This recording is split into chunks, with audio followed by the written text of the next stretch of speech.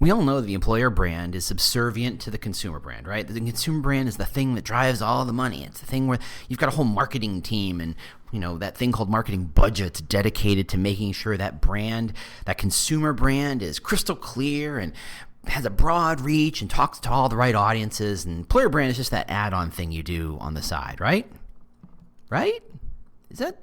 Wait, hold on. Is that supposed to be the way it is? I know it is the way it is, because I'm not a total idiot, but is that the way it's supposed to be? Maybe it's possible the employer brand is far more important than the consumer brand? Is that possible? Hold on, let me check my coffee. Nope, that's not booze, that's just coffee. We'll be right back. Welcome to the Talent Cast, the podcast dedicated to helping you get smarter at recruiting and hiring. We're going to get into the nitty-gritty of employer brand and modern recruiting so that you, yes you, can hire better talent. Isn't that what we're all trying to do? I'm your host, James Ellis, and you can find me on Twitter at The War for Talent. That's at The War for Talent. Or on the Talent Cast website. Got a question? Got a topic? Got an idea? Tweet me. I'd love to hear from you. Ready to roll up your sleeves and think big? Great. Let's get to it. Hey, how you doing? James Ellis here. Back from the wilds of New York City, or the New York City area. They had a huge snowstorm. It was a whopping 3 to 4 inches, and yet somehow shut the town down. And I spent a good deal of time in LaGuardia, i.e. the worst airport in the world to get stuck in for any length of time whatsoever. And shout out to my friend Rachel, who was trapped there overnight, almost. So, it's rough. It's rough out there. So, but I'm back. It's wonderful in Chicago. It's not quite snowy. It's snowy out there, but it's not snowy sticking to the ground snowy. So, standard Chicago winter, no big deal. But I'm here to talk about employer brand. What? Yeah, it's true. It's true. And by the way, only 1.5 cups of coffee. So I don't know if that's a good thing or a bad thing. Here's the thing. And when I say here's the thing, that's always a sign that something interesting or something hilarious is about to happen. Everybody remembers when Wells Fargo, that bank, got busted for creating a whole load of accounts for people who didn't ask for them. Why? Well, because the company demanded very high quotas from their accounts people. You have to make X number of accounts for people, so they kind of were totally cool when those accounts people made the accounts. And this happened for a while. Yeah, this was a long ongoing thing. And so about, was it 2 years ago, year and a half ago? I can't remember. They get busted and that's not good. And, public perception of the brand goes down. No one wants to be there. People start pulling their money out. The standard stuff that happens when it comes public that you've been a naughty company. What is the thing that Wells Fargo did first? Well, they followed the playbook mostly. They did that thing where they said, yes, here's a full accounting of everything we know to be true. And the CEO stood up and took some accountability for it. Don't think that CEO got fired or anything, but whatever.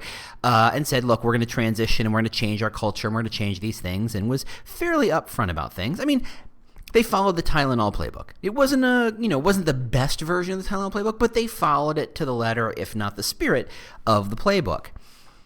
Then what happens? Well, the next thing they do is they got to start to build positive goodwill, right? This is a company that's got to make some money, and you can't make money if everybody thinks you're stealing from them. That's bad, especially when you're a bank.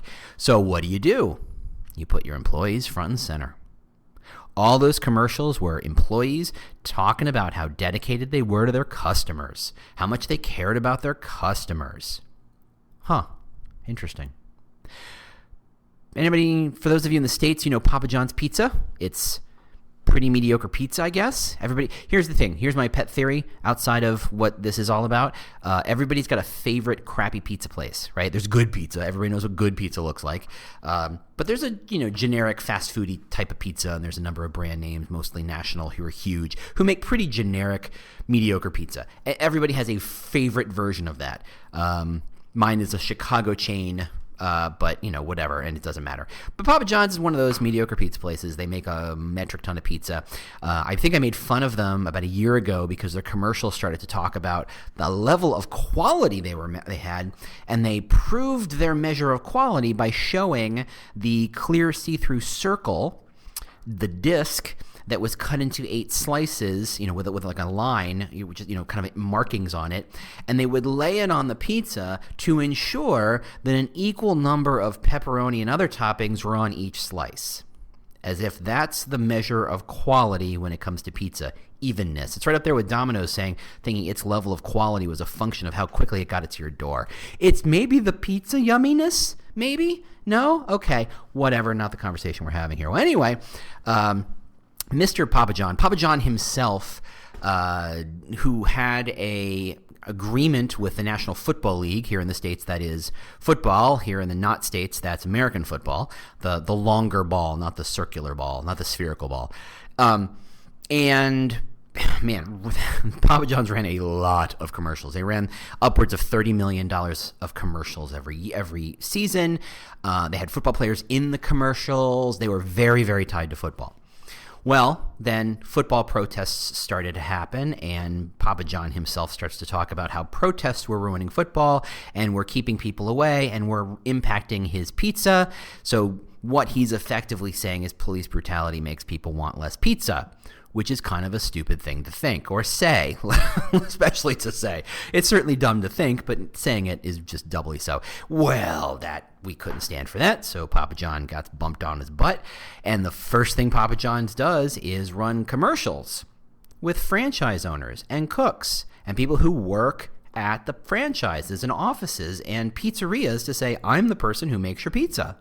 And effectively don't judge the brand and the company based on one jerk, based on the fact that I'm the person who's local, who's going to make your pizza for you, and I'm dedicated to, well, potentially pizza evenness, I guess, if that's a thing. Let's not talk about the yumminess. This is a thing. This is a thing.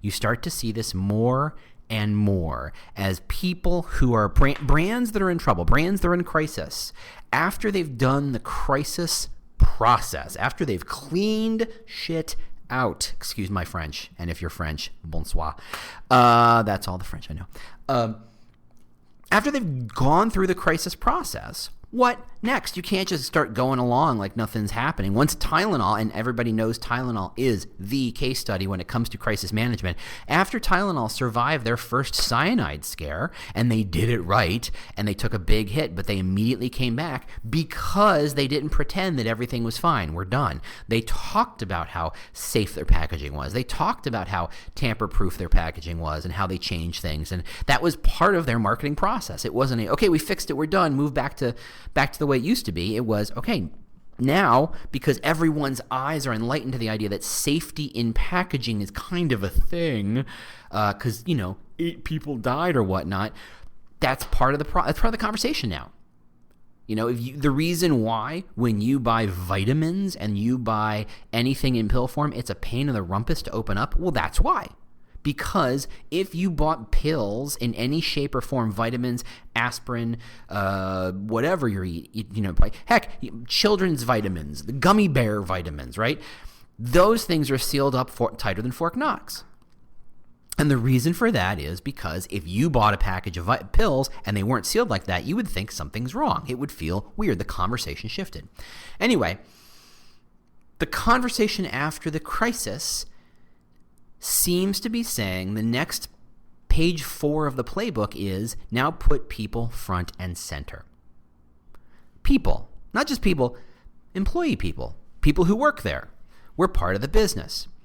Anybody notice I'm going to blank which company is, but it's an oil and gas energy company talking about how, I think it's Exxon, but don't hold me to that, and maybe those commercials are local, but talking about how when someone at Exxon is doing things and doing research, it employs all these other people. And by the way, here are the faces of all the people it employs, including the people who make the lunch for the people it's employing. And there's the cascading effect of how economies work, as if we don't know. People. Look how it's impacting the people, the employees, the people around employees, employee people. Notice a trend here? I know I do. And it got me to thinking. Yes, the consumer brand is huge. Yes, the consumer brand has all the money. They have the marketing budget, they have the accountability, they have the big old team. Chances are there's a thing called a CMO, a Chief Marketing Officer. Is there a Chief Employer Brand person? Anybody ever heard of that? Anybody seen that? No, me neither. Thanks for asking. If you have seen it, please holler, because I want to know what's going on there. I have questions, and they're very curious questions, but good questions, good curious. So marketing, consumer marketing is far more important, except when consumer marketing falters, everybody resorts to the employer brand. And I started to think maybe the employer brand is more important than the consumer brand. And that made me pause because I was a little worried. Had I taken myself too far down? Have I circled around to the weirdness? Have I put my butt, head inside my own butt? Have I really just kind of started eating my own tail, sort of thing?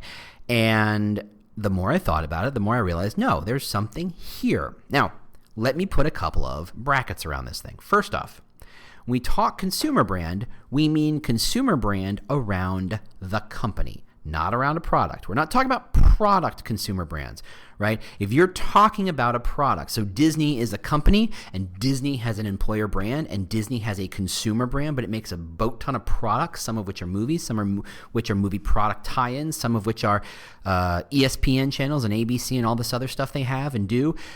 There's a product, i.e. Moana, and I say that because my daughter loves Moana, or the necklace that you press that plays the 7-second snippet of that song over and over and over and over and over and over and over again. Thank you, Disney. And then there's the company itself. Now, the product is a transactional model. Buy this necklace.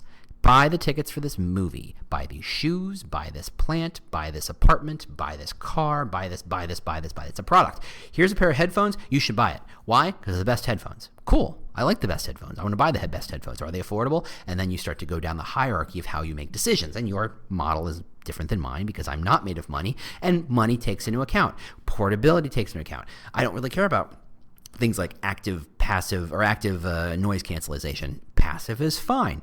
Whatever. Your process is different, but it starts with, do I need some headphones? Would I like some headphones? Would they make me happy? Great. I will consider buying your headphones. That's a transactional, product-driven model of marketing. But talk to me about the company. So let's talk about cars. Why? Because apparently every time I do a metaphor, I bring in cars. But this isn't even a metaphor. This is just an example. Let's talk about the wonderful company that is Ford. This is not a good or bad thing. I have no fight with Ford. I have no problems with Ford. I do not own stock with Ford. I don't care. I don't even own a car. So that's, there you go. But for a long time,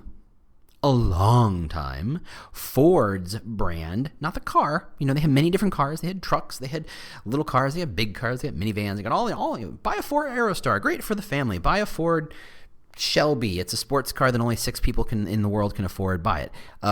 Whatever. Buy a Ford F-150 pickup truck. They got more torque or something. I don't know. I'm not a truck guy. Product. But at the end of many of those commercials, Ford, quality is job one. That is a company brand message. Talking about the company that makes those products, the company that makes that truck, the company that makes that minivan, the company that makes that sports car. It's the company that makes the decision, right?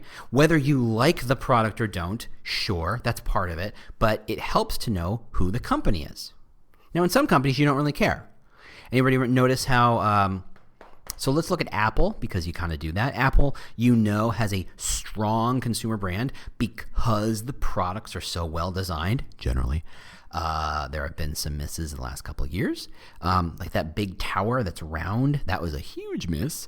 And their iPhone, was it 6C, the plasticky one? Huge miss. But generally, their products are so well made, it drives the sense that Apple is a smart, considering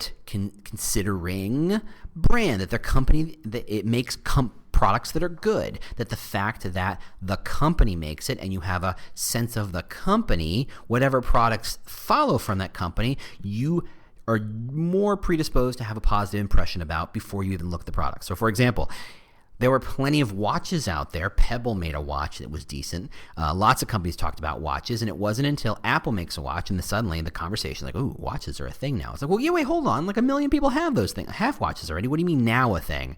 But the fact that Apple comes in, it's going to be a good product, and it changes the marketplace, yada, yada. It changes the conversation because of the company. The product was okay, and depending on who you talk to, it missed the mark a smidge. It tried to do too much first version, and as it's versioned on, it's changed. But the company drove a lot of the value conversation around the product. And the reason the company drives the value product conversation around a new product like that is because of Johnny Ives and the people who work there. And we think those people make good products. Those people, hey, there's that word again, make good products. It doesn't always work that way. For example, about a year and a half ago, Anker, A-N-K-E-R, suddenly just showed up out of nowhere and started flooding the market with, hey, here's a iPhone plug, here's a remote or a cordless charger, here's a portable battery pack, here's a Bluetooth speaker, and these kind of commodity-ish-esque products that fit in between my very expensive Apple or Android products suddenly came out of nowhere. And if you go to Amazon right now and you type in lightning cable, iPhone cable, Android charger, you get 1 million products, and most of those are companies you have never heard of. And I'm going to tell you right now, they're almost all Chinese or Korean, right? And they're all probably all made in the same factory. They just slap a new brand name on it and push it out the like, hey, let's try and lower the price 4 cents and see if we can get a couple people to buy the thing, right? Good for them, but there's no sense of the brand. And so you're picking between companies you've never heard of because there's no brand, not product brand, consumer company brand around that. And now if it turns out that Anker hires child labor, and I don't know that they do, you'd feel something about that brand. And suddenly that inexpensive product doesn't seem very interesting anymore. Why? Because of the people who make it. See the hit that De Beers took when it turns out that a good chunk of the diamonds they're selling you came from some pretty horrible African countries where some pretty horrible things were happening to some pretty good people to make sure you got a pretty little rock, i.e. blood diamonds, right? It took a huge hit when it turns out that the people making their products are being forced to do so at gunpoint. Uncool. Think of the hit Apple took when that Foxconn report started to come out that people are committing suicide at the factory. The people, making a huge impact on the company brand, not necessarily on the product brand. I didn't think anything less really of the iPhone itself that I owned, but the company who chose that other third-party company to build the products or to assemble the screens or what have you, or deliver components, those people, I felt bad about Apple. I didn't feel as good about it. I didn't feel positive about it because they're making poor choices. They're hiring companies that hired people who were treating them so bad they're jumping off of buildings. I don't mean to be so flippant about that, but yikes. The employer brand is insanely powerful. Insanely powerful.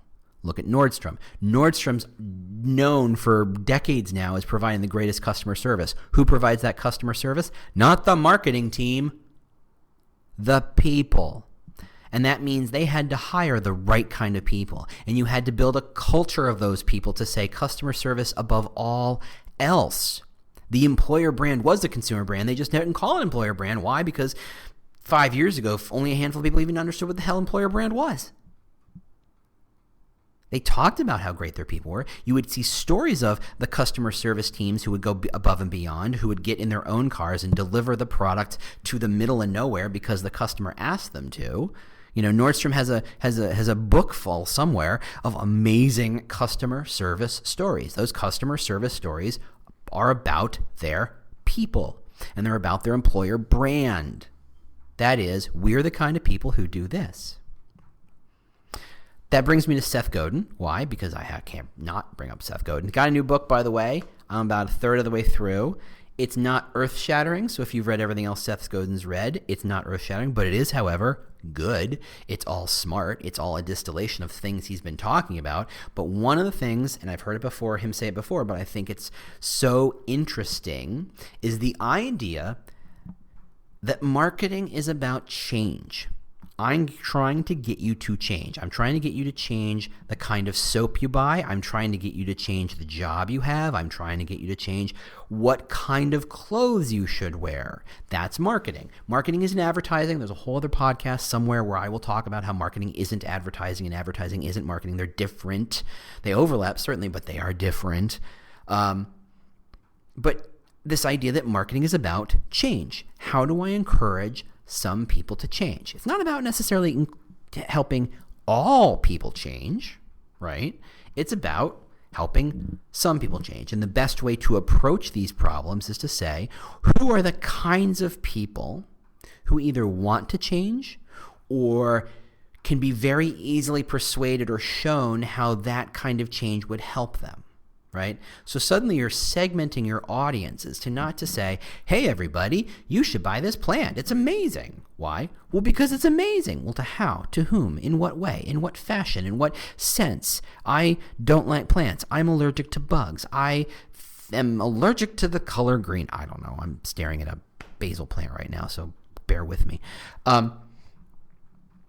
When you say these things are amazing, when you say these things are the best, to whom? About which? By whom? How does that matter? How are you factoring in? And yet you go turn on the TV and all the commercials about we're the best, we're amazing, we're wonderful. And you're like, prove it. Give me some concreteness, some clarity around these kinds of declarations of amazitude. Yeah, that's what I said. And I swear to God, I made up that word as I spoke it. There's something seriously wrong with me, folks. Anywho, so far, so good? Fantastic. But if you can't get enough of this stuff, I have some news. You can bring the James Ellis experience to your event or company. Just go to jamesellis.us and learn about all the kinds of custom presentations I can build and deliver for you or your team. But if it's time to get some hands-on help with your employer branding, recruiting, and hiring, either from the ground up or some strategic support, I would love to help. Just reach out to Proactive Talent or proactivetalent.com. That's where I work, and we can help you hire better. Cool? Cool. All right, let's get back to it. That is marketing. It's about finding the audience who you can help change, who you can provide change to, for whom when you say this is the best, you can say this is the best for people who love plants. This is the best for people who live in an apartment. This is the best for people who don't have a lot of space but would like some green. This plant is the best because it's very hard to kill. Hey, Mr. Succulent, how are you? This is the best for. This is the best because. This is the best in this way. You get super, super, super specific. And when I'm reading this stuff and when I think about this stuff, and by the way, Seth also talks, and by the way, we're besties now. I'm just calling him Seth. He has this line that I'm like, oh, there's so much, there's so much profoundness in this idea, and it's so profound to employer brand. That is, people like us do things like this. And it goes backwards and forwards. So think about it. People like us do things like this. And he's got all sorts of stories like people like us, people who are obsessed with Star Wars, do things like this. Dress up as Star Wars characters and go to events and talk to each other and buy each other's costumes and pieces of costumes and products and ideas and whatever. That people like us do things like this. People like us, people who are dentists but who want to think they're cool, do things like this. Buy Harley Davidson motorcycles and drive them around the weekends and hang out with other Harley Davidson dentists and feel like they're tough and strong and enjoying the wind in their hair, whatnot. People like us do things like this. People like us, Wells Fargo's employees whose quota systems are so intolerable that we are forced to bend over backwards and potentially even break a bunch of rules, do things like this. Make fake accounts for our people, for our customers. Suddenly, this line, people like us do things like this, is your employer brand. Why? Because it taps into your company culture. And I don't talk about culture much because as my friend Kirsten over at Employera, hey Kirsten, would say, culture is about yogurt. And I'm sick of talking about the culture. Culture is such a weird word. It has meaningless word. It is a goofy word and everybody thinks it. But really the culture is just Call it what it is, the company DNA. What is this company about? When push comes to shove, the people in it make certain choices and they make certain decisions because of the DNA. If you hire a bunch of sharks, don't expect them to act like sheep. If you hire a bunch of sheep, don't expect them to act like sharks, right? That's very simple. So people like us, cutthroat commodity traders, do things like this. Go crazy between the hours of 8 and 5, work our asses off, eat huge meals, and you go back to, Michael Lewis books to read Liar's Poker and stuff like that. These are the things we do. This is our culture. People like us do things like this. And then you can flip it around. People who do this are people like us. And suddenly you have an employer brand. People who care about their customers do things like this. Work at Nordstrom's. People who are obsessed with space and space travel do things like this. Work at SpaceX. People who love puzzles and are obsessed with puzzles and stay up late puzzle and have no sense of work-life balance because we become absolutely focused on this puzzle do things like this. Or are people like us, i.e. are Amazonians, Amazon people, right? People who do this are people like us. And suddenly you go, and it's like a game of tennis. You can play it backwards and forwards and backwards and forwards. Suddenly you can see how you have an entire employer brand marketing campaign based on this idea, right? Are you like this? Then you should be with us. Are you obsessed with Ruby on Rails? Then you should be a developer at this company. Are you obsessed with Ruby on Rails in terms of finding the most efficient way to manage massive amounts of data and extracting a tiny little insight? Then you should work for this company because that's the kind of people we are. Are you a nurse? And this is a great one.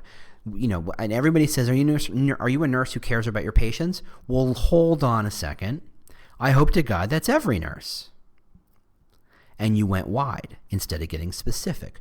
Are you a nurse who cares about your patients? Right? And then you get specific. And want a collaborative work environment, or want a seat at the table in terms of providing support services for your customers, for your patients. Are you the kind of nurse who does this? Well, then you should be here with us, right? That's Employer Brand 101. That's Employer Brand in a nutshell. People like us who do things like this. People who do things like this are people like us. And when you get to the sense of this is the culture, then you can play the game of, because of this kind of culture, because of the kinds of people who work here, this is the company we've built. This is Ford, this is Disney, this is Amazon, this is SpaceX, this is whatever. Suddenly, the employer brand becomes the company's consumer brand. And that can trickle down to its products, right?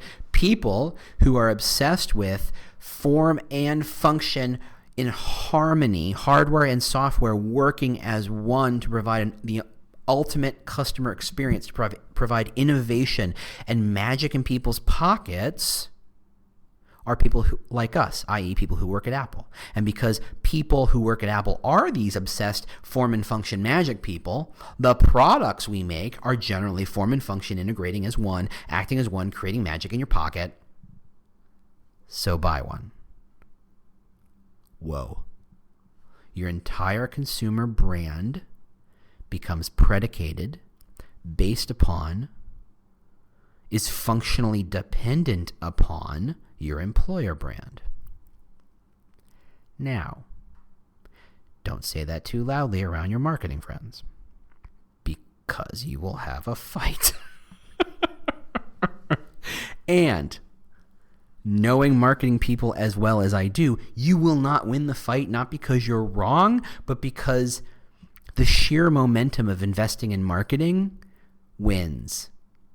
It's just too big a market and people spend too much money and they're obsessed in that space, and because they can try and tie, because of this marketing spend we drove in this many dollars, and they can kind of tie that ROI together, and you can say great, but your message is cool and it's incredibly shallow if it doesn't have some level of employer brand, weight behind it. If you're a company that claims to make great products, but no one's ever heard of your company and no one knows the people who work there and what the people care about, your claim only goes so far. When Ford says quality is job one, what it means is our people are obsessed with quality. Now, was that true? I don't know. I'm not going to get into that. But it was making an employer brand claim. Wasn't it? Wasn't it? Even before, long before GE did Super Bowl ads, quality is job one told you as much about the people it tried to hire as it did about the products it was selling you. Right? Again, Ford probably didn't even realize what it was doing. I'm sure that was a knock-on benefit. They went, oh, that's kind of cool. That's interesting. It's interesting by telling the world that quality is job one, we're now attracting people for whom quality is also job one. Therefore, we hire those people, and suddenly it's a self-fulfilling prophecy where quality is now job one because we built a culture where everybody who came to us is focused on quality. That was a long and rambling sentence, I think. God help anybody who had to transcribe that. No, we don't do that. Right? The employer brand was at the beating heart of all of that. Whether you bought an F-150, whether you bought a minivan or whatever. It was started with the employee. And I think there's a lot more to this. I think there's a lot deeper we can go with this. But I just want to call to the world this idea maybe the employer brand is the brand. Maybe the employer brand is the beating heart of everything that company does. Why? Well, let's do some simple math. It's not so much that people are our greatest asset. Screw you. One, you're lying because I've seen your 401k plan, or I've seen your benefits package, or I've seen how you don't pay your people very much, or I've seen how your office looks. People are not your most important asset. You treat your data better than you treat your people. You treat your products better than you treat your people. You treat your warehouse robots better than you treat your people. Right? People are your most important asset. Bullshit. However, here's a truism that you can't escape. People are your company. Your company is people. There's no asset level here. Tell me how you do anything without the people. Tell me how you make a damn thing, sell a damn thing, support a damn thing without the people. People are the product. People are the company. People are the thing. So it might make some very simple sense, excuse me, it might make some very simple sense that the employer brand is more important than the consumer brand. Or maybe, and I don't know, I'm not an expert here, the employer brand is the consumer brand. And if that's the case, and if that takes some sort of, if it becomes more clear to idiots like me, and it becomes more clear to actual smart people about what they're doing, suddenly employer brand doesn't just have a seat at the table, they're married to marketing. And they can bring that weird flavor of marketing that they do, quality over quantity, right? You've seen that. We've talked about that. To the table in a way that marketing doesn't think normally. Your job is to bring quality over quantity thinking, employer brand thinking, to a marketing table that doesn't know how to do it. And maybe that's the challenge. It's not to convince your recruiters that what you're doing is helpful. So sadly, that's mostly what we do. Maybe the real challenge is getting a seat at the marketing table and say, yes, and don't forget about quality. Because quality is a function of attracting the right people to create right fits that support our culture and our DNA that make the products that you're trying to sell. Huh? All right, so fight me on this one. I mean, really, this is a big, bold claim. And I've written about it a little bit, but I kind of wanted to stand on it. I feel like this is, this podcast is pretty personal. Why? Because it's just my voice. But I want to stand on it. I think this is true. I want to pressure test this, as it were. So fight me on this. Tell me where I'm wrong. Tell me where this doesn't make sense. Tell me where you have questions. Tell me where you have examples where this doesn't make any sense. Let's talk this through. Why? Because it's possible that this concept that employer brand is the brand is the beginning of the revolution of employer brand, where we are not just relegated to talent acquisition, even though that's where we create the most impact. But the truth is, I think I've said this before, the joke I used to make at my last job was, if I was actually in charge of everything that I'm supposed to influence, my title would be CEO. And it's not. So relegating employer brand, the beating heart of the company, to recruiting kind of says you're off in the silo. Not that I don't love recruiting. I love recruiting and I love recruiters. However, they're not the best funded. They're not the best resourced, and they don't always have a seat at the table. Marketing always has the seat at the table. And frankly, maybe that's where employer brand should be sitting. Just putting that out there. So fight me on that, push back on that, tell me where you disagree, tell me where I'm wrong, tell me where it doesn't make any sense, tell me where I'm unclear. Let's go. Let's have this conversation, because unless we all understand this idea, we can't use this idea to make the change in the world we want. So, my employer brand recruitment people, fight me. I mean it. Tweet me, email me. You know how to find me. It's super easy to find me online. I mean it. That's what I'm talking about. So this is episode 97, which means, doing my math, I have 3 more episodes before I hit the magic number 100. Also can't believe that, which means I'm going to hit that right before Christmas. So I'm going to start planning my next couple of episodes. Not my last, calm down. I'm still going to keep doing this, because how can I not? Let's try. I want to make 100 amazing, but I'm asking you to help me spread the word to the people who would get this, right? We do, the people who listen to this, tell me that it's useful. Tell me it's helpful. The problem with podcasts is it's very hard to spread the word. So I'm asking you to tell someone who is into marketing and branding and recruiting and this level of thinking. Talk to your CHRO. Let them know about this kind of podcast. Let's make this change happen. You heard about the Employer Brand Manifesto. Let us get together. There's a choice word right there. Together, and make these changes happen. So let me help you make that change. All right? Help me, help you. That's a line somewhere. All right. The coffee's wearing out and I got to drink more. So thanks so much for listening. As always, if you've got good ideas, holler at me. Let me know. I love answering questions. I love challenges. I love it. Something wrong with me. I know that, but just go ahead and use it. Hey, use it to your own advantage. I'll talk to y'all later. Thanks so much for listening, and have a great week. Bye. Well, the music means you've made it to the end of another episode of the Talent Cast. If this was useful to you, do not keep it a secret. Share it with your team. Share it with your boss. Share it with your networks. I don't know. Share it with your mom. If you have questions you'd like me to answer on a future show, or just, general ideas about how to make this thing better, just ping me on Twitter. I'm at The War for Talent, at The War for Talent. Thanks so much for listening, and we'll see you next week. Bye.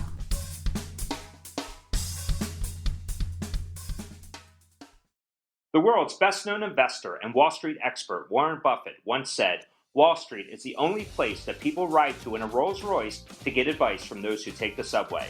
Mr. Buffett's quote is remarkably accurate, but how many people would rather receive advice from him than someone simply guessing? Welcome to Buy, Hold, Sell, your single source for Wall Street knowledge and profitable guidance. Please join me, Todd Schoenberger, and fellow trader Tobin Smith, as well as host Veronica Dudo, for a podcast known to move the needle for investors. Tobin and I are seasoned Wall Street executives with deep investment experience, and we are prepared to share our advice to those who choose to listen. Download Buy, Hold, Sell today on the Evergreen Podcast Network or your favorite podcast channel.